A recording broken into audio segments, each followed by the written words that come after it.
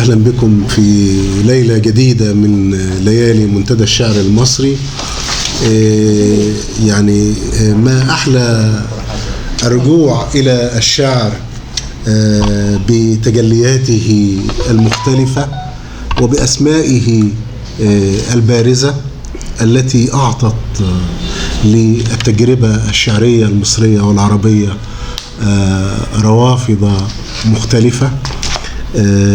الليلة معنا شاعر من جيل السبعينيات، هو شاعر صاحب تجربة مهمة للغاية في هذا الجيل العصي، الجيل الغاضب، الجيل الذي كان بعض أفراده يستحوذون على المشهد ويقصون البعض الآخر رغم جودة التجربة. جودة التجربة لم تكن هي المعيار بالنسبة للظهور الإعلامي والسطوع لبعض أبناء هذا الجيل. يعني ربما السياسة لعبت دورا مهما في إقصاء البعض والترسيخ للبعض الآخر من أبناء هذا الجيل. ربما التحزبات الشعرية التي أخذت أيضا من التحزبات السياسية ملمحا مهما في هذا الجيل. جماعتي إضاءة 77 وجماعة أصوات لهم ما لهم وعليهم ما عليهم، أعطوا للتجربة بالفعل، أثروا التجربة، ولكن هناك مثالب كثيرة أيضا تؤخذ على الجماعتين، يعني حتى نكون منصفين. يعني أنا واحد من الناس ربما وقعت أسير هذه المغالطة أحيانا، يعني وأعترف يعني في كتابي عن جيل السبعينات وتحولات الثقافة في مصر، ولكن يعني أعرف جيدا قدر من كانوا خارج هذه الجماعات. يعني من هؤلاء الذين كان لهم باع طويل في الشعر وجددوا في إطار تجربتهم الشعرية وأعطوا للشعر نفسا مختلفا. الشاعر الكبير محمد الشحات. محمد الشحات هو تاريخ من الشعر، هو يعني أنا حتى بقول له أنت تتنفس شعرا. يعني هو الشعر بالنسبة له يعني أسلوب حياة. يعني ربما القصيدة هي يعني هي الزاد اليومي والزاد اللحظي بالنسبة لمحمد الشحات. جميل أن يؤرخ الشاعر لكل لحظة من لحظاته بالكتابة. هذا ما يفعله محمد الشحات. احنا لما نشوف تجربة محمد الشحات هنلاقيه كان ربما أسبق من أبناء جيله في النشر كمان على فكرة. يعني وده ملمح مهم جدا. يعني أول ديوان لمحمد الشحات عام 1974 الدوران حول الرأس الفارغ. وعلى فكرة دي حقيقة، أنا شفت الطبعة الأولى على فكرة قبل حتى ما قابل الأستاذ محمد وأنا طالب في الإعدادي. كنت في أولى إعدادي وأول مرة أروح بيت ثقافة، وساعتها المدرسين عملوا لي لما عرفوا ان انا يعني عندي بواكير كتابه شعر. ده في القاهره ولا فين؟ ده كنت في البحيره في بيت ثقافه ابو المطامير. فعملوا لي استماره كده، وكان لازم الموظف يبقى يعني لا يقل مرتبه عن 40 جنيه ماشي، عشان يضمنوني يعني ان انا اروح استعير كتب وبتاع. فكان من الكتب اللي انا صادفتها بالفعل طبعا هي قد كف الايد كده، وكان غلاف ابيض. انا فاكر من اوائل الدواوين اللي انا ربما قريتها في الشعر الحداثي. يعني انا كنت قريت شوقي والمعلقات والحاجات التراثيه الموجوده كلها اللي موجوده في المكتبه. بس صادفني الكتاب ده غريب جدا، كان قد كده وعليه رسم حتى كروكي كده بالتخطيط الاسود.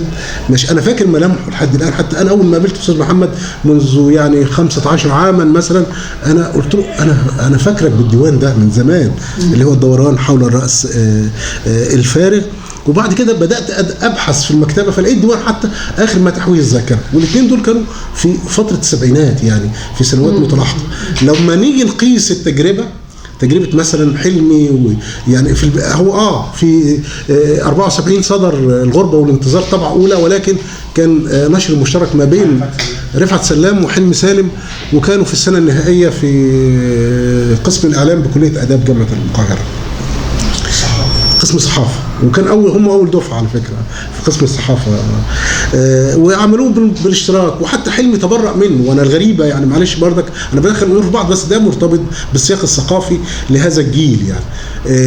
ان صدر بعد ذلك في طبعه من هيئه الكتاب، وانا حتى شاروني ساعتها بحكم علاقتي بحلمي ماشي، وانا احنا هنطلع، قلت لهم ما تطلعوهوش لان حلمي ما نزلهوش في اعماله الكامله، فكيف.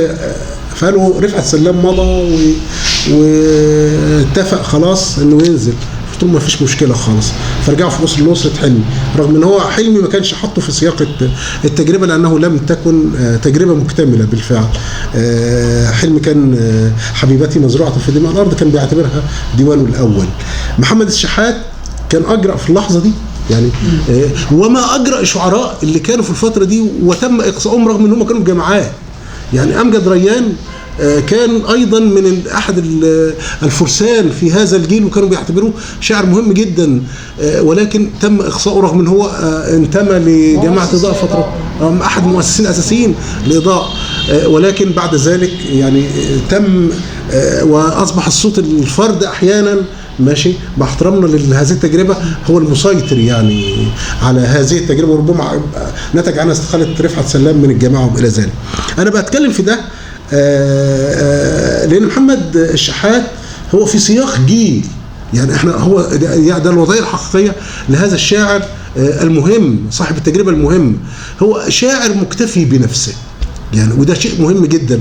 وعلى فكره الشعراء في جيل السبعينات الذين اكتفوا بنفسهم كانوا اصحاب اصوات خاصه يعني. اذكر محمد الشحات، اذكر فريد ابو سعد، دول ما بينطوش تحت جامعات، وطبعا الاستاذ فولاذ يعني. عبد الله الانور طبعا ده اسره شعريه عريقه طبعا من الجد طبعا اللي هو قريب جد الوالده يكن الشاعر الكبير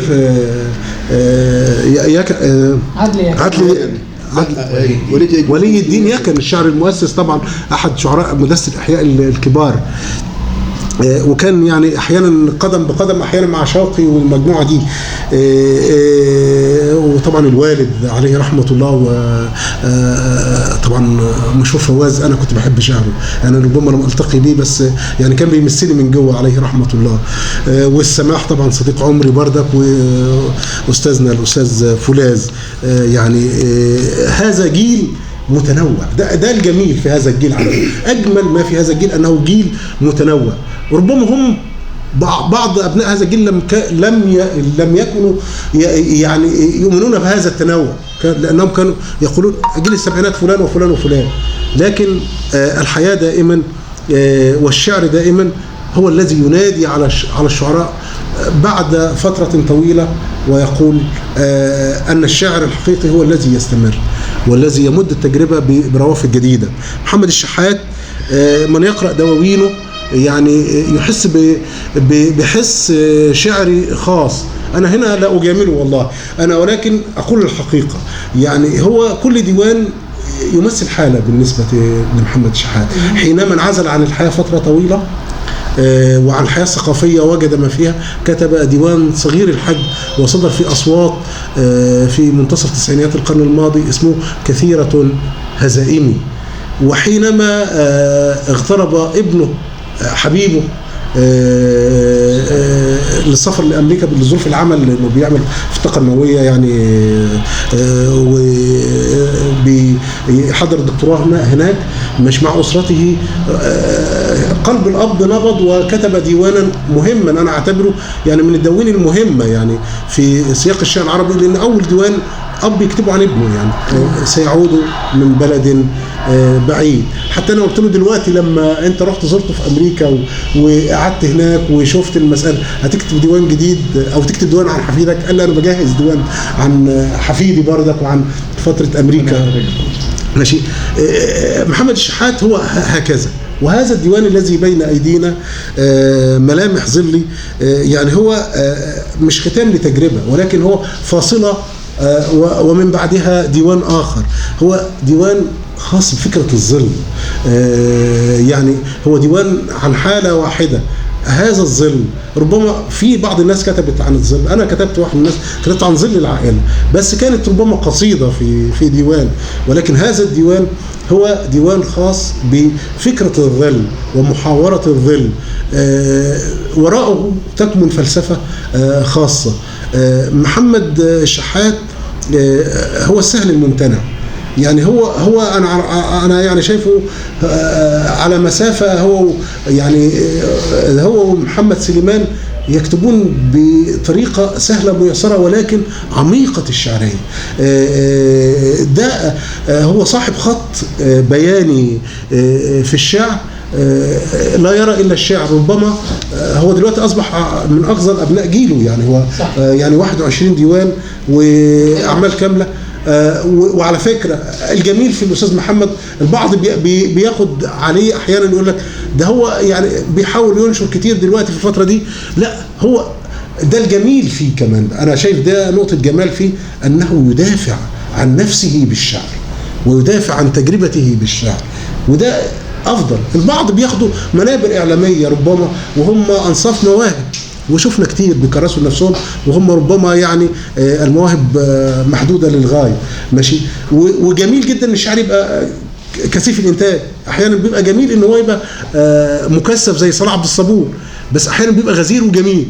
يعني من اعظم الشعراء اللي انا بحبهم عالميا هي نسرة سوس، اللي هو الشعر اليوناني، 60 ديوان واخطأته جائزه نوبل، رغم من على انه شعره عالي جدا وما كانش يعني في شعراء اقل منه خدوا جائزه نوبل. يعني هذا الشعر مثل رفيقه ايضا في الكتابه اليونانيه مثلا لا كازانتزاكس يستحق نوبل بجداره، ولكن لانه كان هي دي ماشي يعني نقولها هو كان ملحد بس كاتب روائي عظيم من الناحيه البنائيه. المسيح يصلب من جديد وما الى ذلك. لا من اهم كتاب العالم، هو من اهمهم طبعا ومن اكثرهم تاثيرا على فكره، ماشي. وزي ما هو زي اكثر الشعراء تاثيرا في الشعر العربي خاصه في الاجيال الجديده هو ريتسوس رقم 1. يعني الترجمات المبكره ريتسوس كانت فرقت. فمحمد شحات يعني من هذا الفصيل، يعني مع اختلاف البلاد واختلاف التيارات الكتابيه وما الى ذلك، بس هو مصر على الشعر، وجمره الشعر دائما لا تحرقه ولكنها تمنحه ضوءا ليكتب مرة أخرى. أعتقد أن وهو قاعد جنبي دلوقتي ان هو بيفكر في كتابه قصيده جديده، مش هيقول قصيده قديمه، انه بيفكر في كتابه قصيده جديده. هذا هو محمد شحات، وهذا هو ظله المضيء الذي نجتمع حوله الان.